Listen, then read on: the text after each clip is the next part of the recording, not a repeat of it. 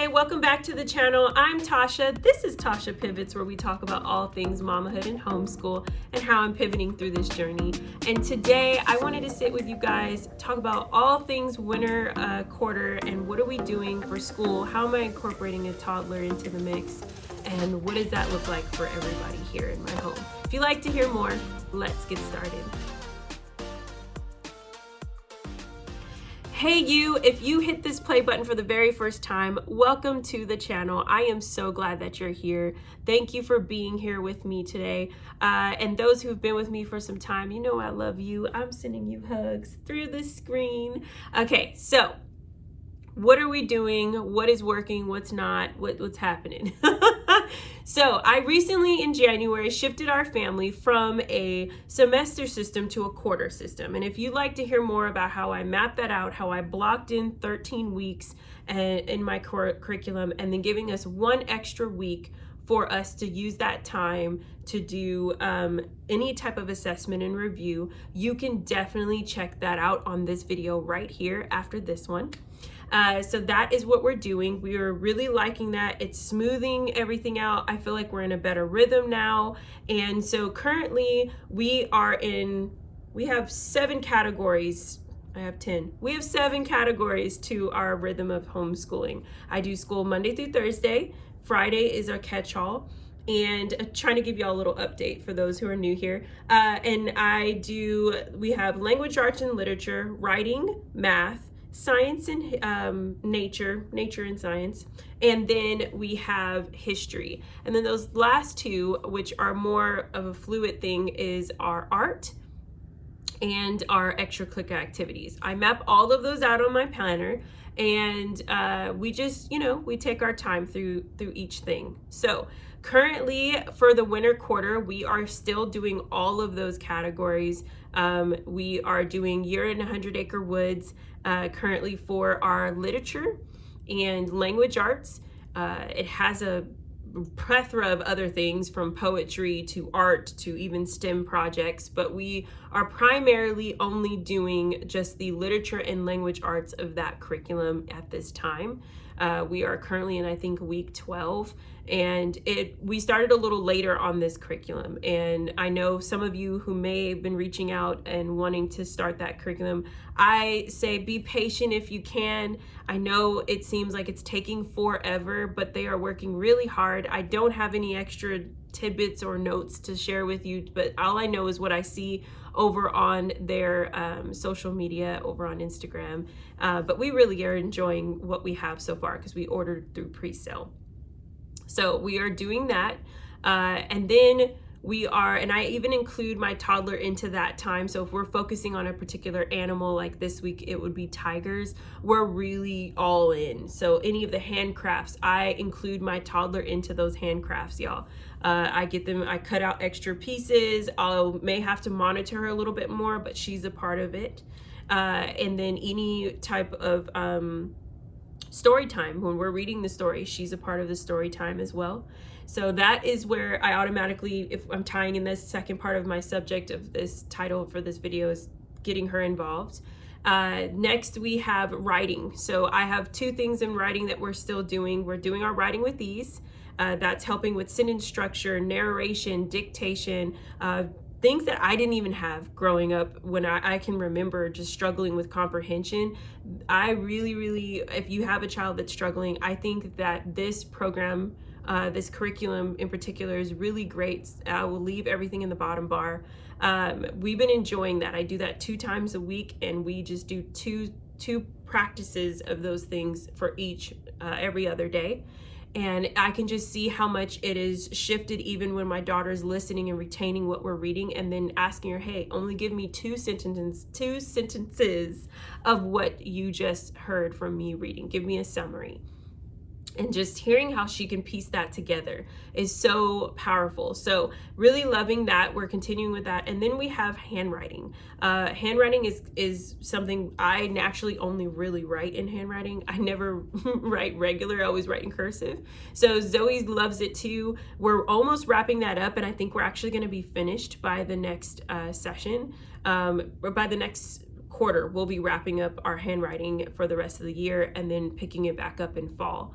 And then you have math. That's with the good and the beautiful as well. I actually have completely almost released my reins of math and handed it over to my husband. It's his thing with my daughter as he's home with us, and he can sit with her 2 times a week and go over those subjects, and it just allows them to have that connection. I always come in for like drills or just review, but particularly that's something that is just with her and daddy. So that's been really cool. Next is I'm on a roll. Where am I at? Science and nature. So science and nature and history are from the same person, Crystal Wisely, my dear friend who created Simple Studies, creates these beautiful unit studies. They're really almost year curriculums, but if you wanted to make them into units, they're perfect. We have been doing North American animals for our science and nature. And I really love that. I've mentioned it before. My children really, really love animals. And so because they love animals, I think it would be great to learn about them and learn about science through the outdoors. And so this really encouraged us to get outside, to explore, see the animals around us, learn how they live, how they eat. And so that's been our take on science this year, and we are still loving it, and we are just continuing on with that. So that's happening this winter session. And then with our Simple Studies, Heroes in Hope, that is wrapping up this quarter. I was about to say semester. This quarter. Heroes in Hope is all about what the title is. It's learning about these heroic figures and finding hope within their story and recognizing that we can do and be heroes ourselves. And I love that that's giving my children some confidence and encouragement. And so we've been really enjoying that. I do that also with my toddler. I'll have her sit down. We'll talk about the story. She'll listen to the story. And she may not understand it all, but when we talk about being a hero, being strong, being bold, being confident, she really, really enjoys it. So those are all of my main subjects, right? And I said 2 of them is where I bring in, or maybe 3 of them is where I bring in Josephine. So my 3-year-old includes in the literature, and she's included in the science and nature, and then she's included in the history one. Now, on when we're doing heavier subjects or more copy work, or there's more of me having to just do one-on-one with my oldest, I will have my 3-year-old be in her morning basket, which is more like an all-day basket, honestly, but it's got puzzles like these I have sitting in front of me. I've shown these to you guys. I think this was like a stocking stuffer. It's a cat puzzle. It only has 20 pieces. This one is also a Pretty Princess puzzle, and they're easy to go in a bag that I stick in her basket. She loves to just kind of piece those together, and she's getting a lot better at looking in the picture, depicting where they should go. Another thing is, I shared this on my Instagram. I don't think I shared it with you guys. This is my first paint with water. We really, really love doing this. She just goes through it within the day. There's all 26 letters with the ABC alphabet. And it comes in a little box like this. You pull these out and you can just give them a glass or a cup of water and a paintbrush, and it automatically creates the color, and it has the letter of the alphabet. And I think these would be great for 3-year-old, 4-year-olds, even 2-year-olds actually, 2, 3, 4, yes. I will put the link in the bottom bar for you guys to check this out, but this has been a lifesaver. So in the morning when I really need to focus on doing character building and Bible scriptures with Zoe, and we're having a little bit of a Bible time, I will hand this to JoJo. She will sit down and she'll go to town on those letters, and then once they're done, we will talk about them and practice her ABCs.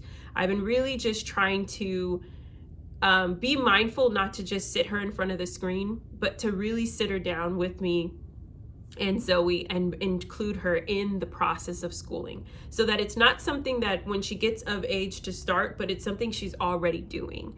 And that has been really fundamental and doing great in our home. So that has been our rhythm, and that's what we're doing for our winter session. We do have our reading time. I mentioned my read alouds. You guys can check out that video I posted yesterday where I talk about my February read alouds and doing poetry time.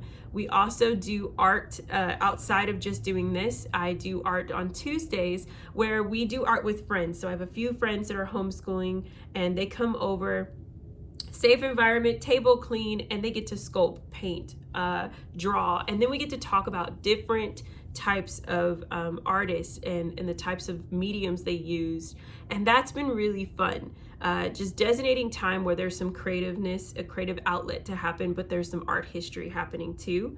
And so we just finished with Vincent van Gogh, and we just had so much fun learning about him, learning about his style, learning how he became so famous after his passing. And yeah, so that is that. And then my extracurricular activities are as they have been still. Josephine just enrolled in ballet, and she also includes herself with her oldest sister in Girl Scouts. And then Zoe's still doing piano. So that's what our winter session looks like, y'all. It seems busy, but it's not. It's, you know, it's spread out nice and evenly. What are you guys doing in this winter session? If you are in a quarter system, or even if you're in semester, but you've got some things designated for this time, put it in the comments below. I'd love to read them. I'd love to know what you're doing. Thank you again for watching this video. Give it a warm thumbs up if you enjoyed it, and I will see you on the next one. Talk to you later.